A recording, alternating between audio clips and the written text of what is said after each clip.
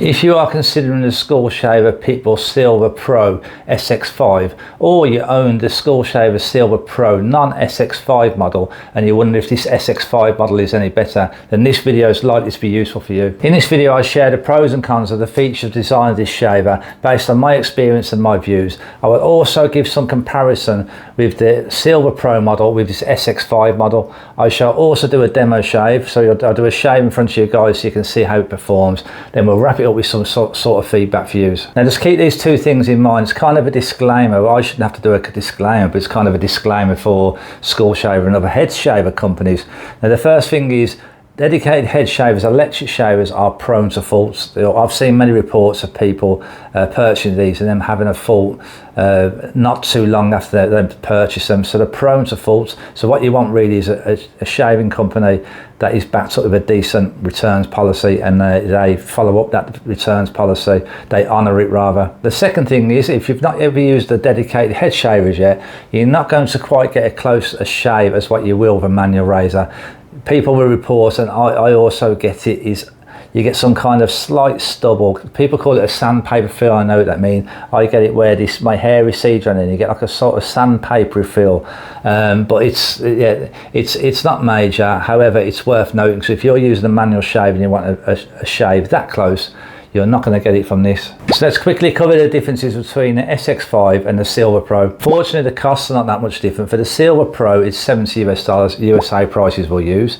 $70 in the USA for the Silver, and then for the SX5 it's $77 or $78. So that's not a huge difference. The SX5 and the Silver Pro share the same blades, which are named carver blades, and they're supposedly to be for more coarse hair. And Skull Shaver recommends these to be changed every 3 to 6 months. I say they can last quite a bit longer than 6 months, depending on your usage and coarseness of hair. And in the USA they cost around about $25 to replace. So you have to consider it's an extra $50 per year for your blade replacements on top of your initial purchase. And $25 is if it's not on the subscription plan. Subscription plan will give you another reduction, but you'll be getting them delivered to you every 3 months or so.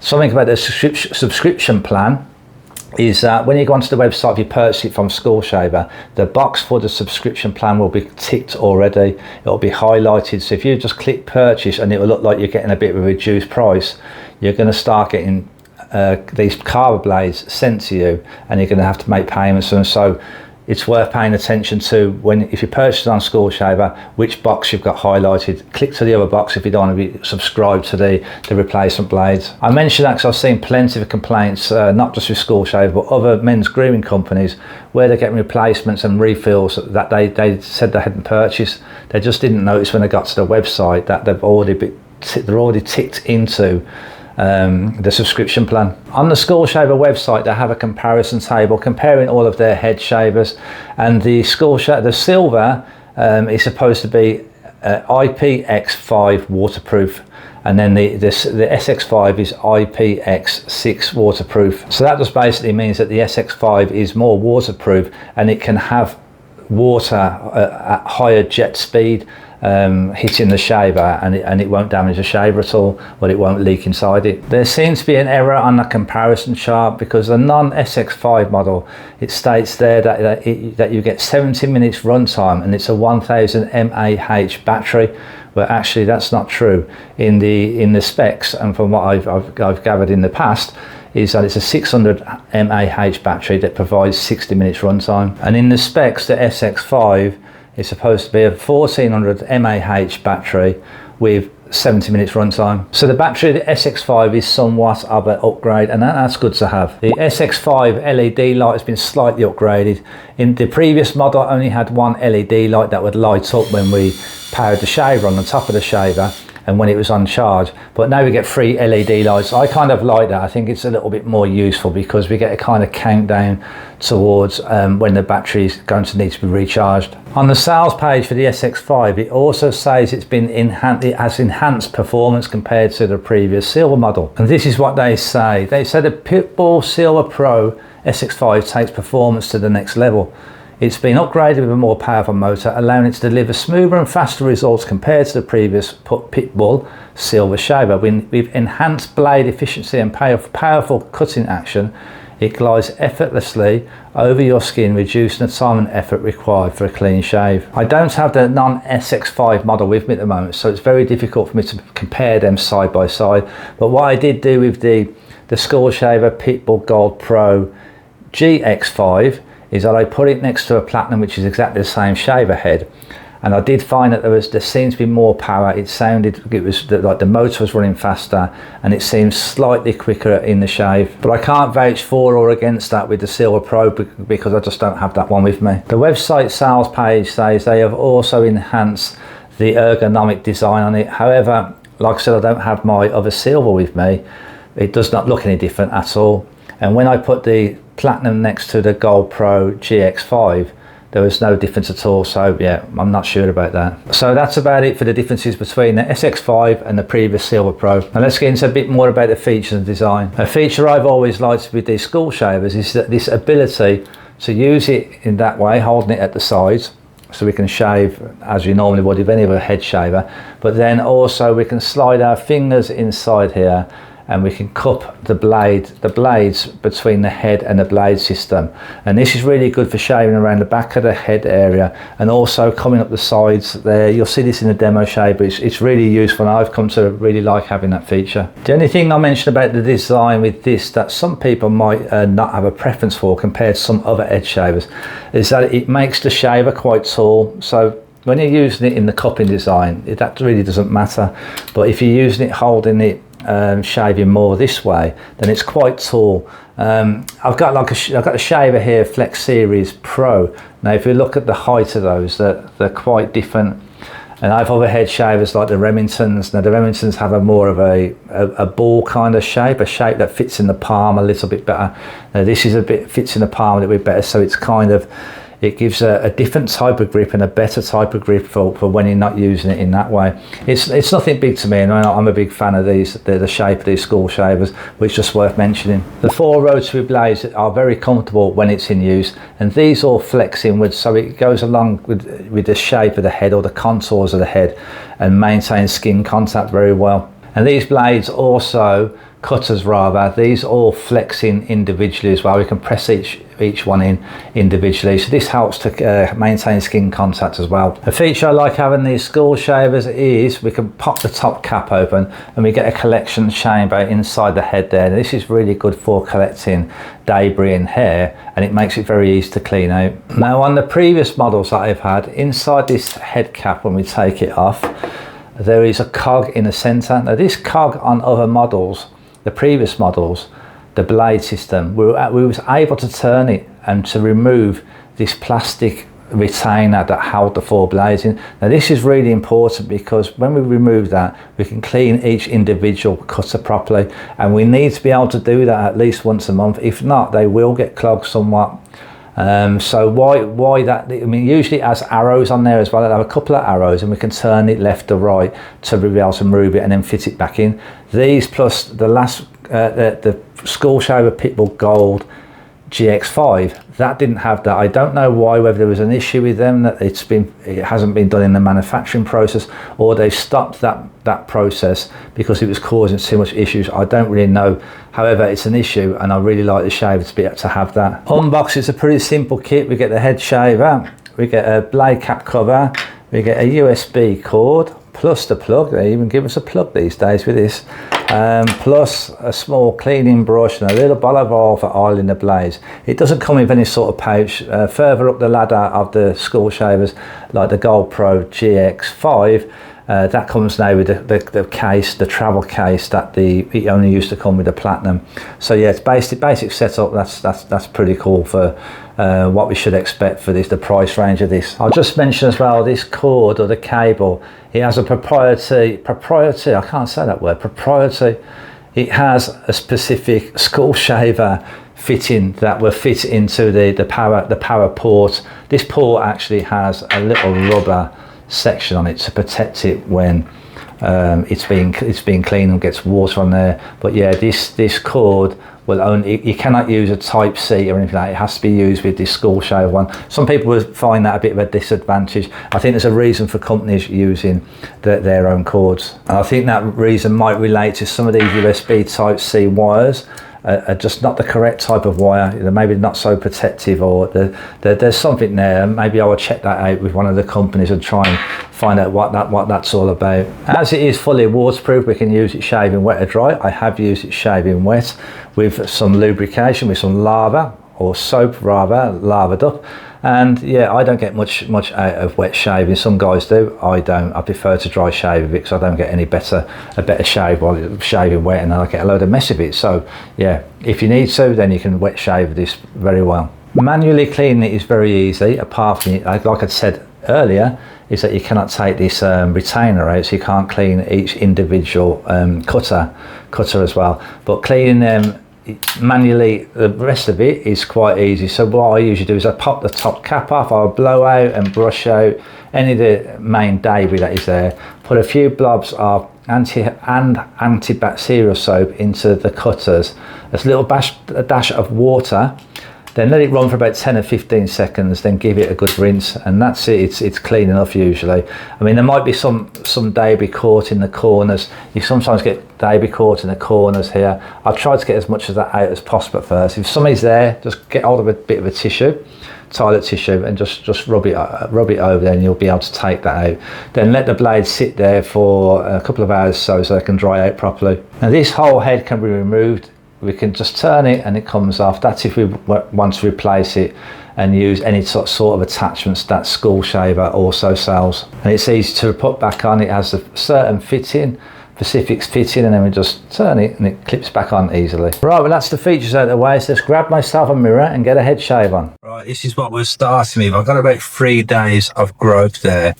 Take a look at the back area as well. I know I don't have much hair on the top there, but that's the reason why I use these dedicated head shaves. I want to shave it all and get it looking a bit less like a monk look with this receding area around there.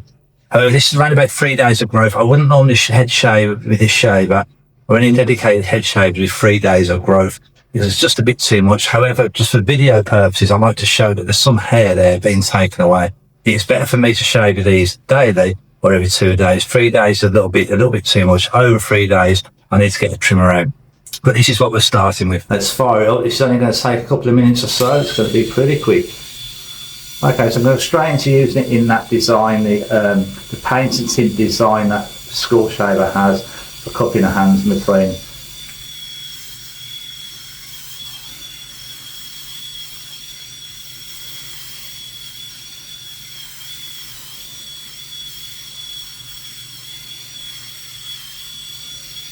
You can see with that design that it's really good for coming up the back, up the sides here. It of course can still be also used like that. I've just got so used to using the cupping design for most areas, but using it in that way I find it's better if I want to get a bit more pressure. You seem to be able to get a bit more leverage and pressure.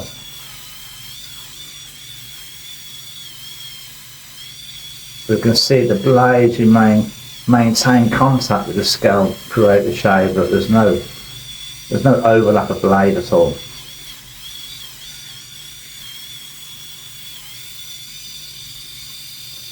Now around the ears can be a tricky part, so you have to kind of work at getting rid of these few hairs around by the ear section.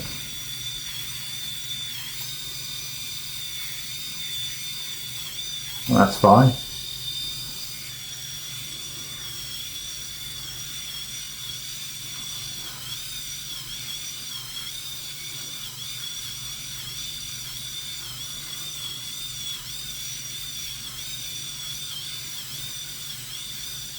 Let's show you around the back of the head.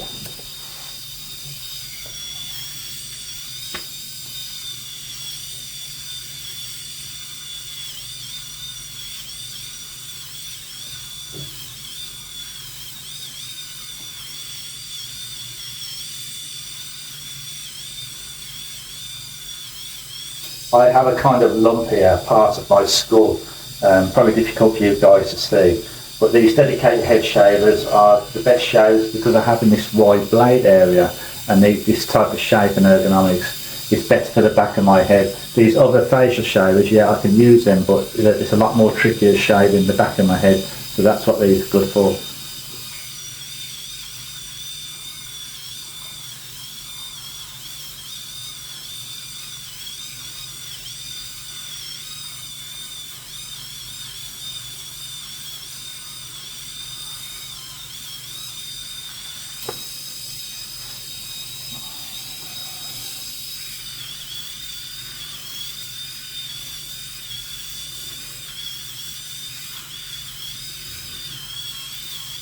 You won't be able to tell the noise level because I'm using a microphone, but it's pretty quiet shaver, that is. Most rotary shavers are pretty quiet. I mean, compare it if you want to hear the sound of, say, a Braun Series 9. This is Braun Series, yes, Braun Series 9. You'll hear that's quite a bit louder than that.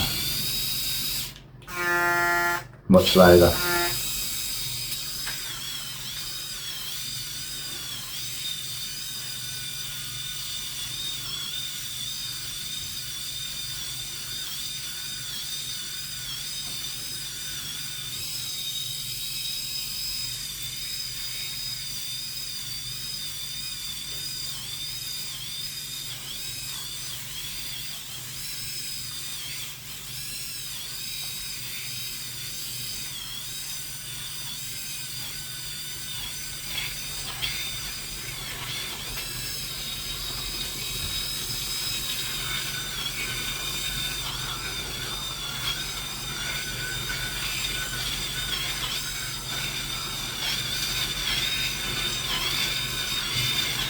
I'm trying to get in a bit closer here because I have that sandpapery feel there, so I'm trying to get it as close as possible.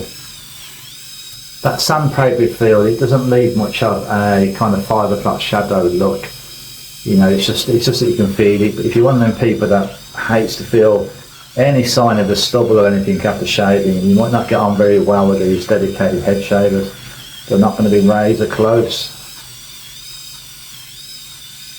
But you know what these are about? These are about convenience, no mess, and just getting the job done quickly.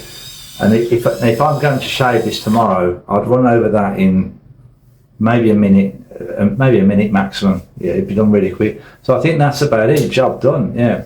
As I said, not a perfectly close shave, but extremely comfortable, extremely quick, extremely convenient, and no mess. Just a quick one, a little tip for you guys, that might help some of you guys, is that, I don't know if you're like me, I get some kind of like hairs left down there that a shaver doesn't pick up on these sides here. Now what I do is any of these multi-blade razors, they have an extra blade on the top here. Now this is such a useful blade, used for different things.